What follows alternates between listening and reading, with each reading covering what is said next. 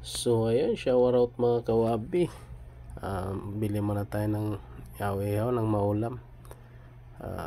Ano yan, masarap to sa tagulan. Maanghang na sausawan. Ayan. Pahid-pahid na si ate. Ayan na, insan ko nagpahid-pahid na. So ayan, mabilis lang na ulam. Hirap luto, lalo na pag wala kang gasol. Kaya bili na lang tayo. Ayan na yung bangos na muntika na masunog. Tingnan nyo mga kawabi. Ayan muntika na yan. Muntika na masunog. Ngitom na, nangitom. Murag parehas na sa nagbili ng itom. So ayan. So ang bibiling ko dyan ay bangos. Paborito, masarap yan pag inihaw. Pag marinated, magandang timpla. Tsaka yung pikpik, pakpak pala. Ayan.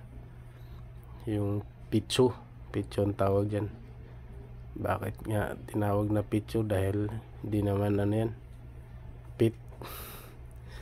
So ayan, manok naman yan. So ayan, shower out sa inyo lahat mga kawabi. Ayan na. Ingat po tayo lahat. God bless. Lalo na sa panahon ngayon. Uso ang tarangkaso. So ayan.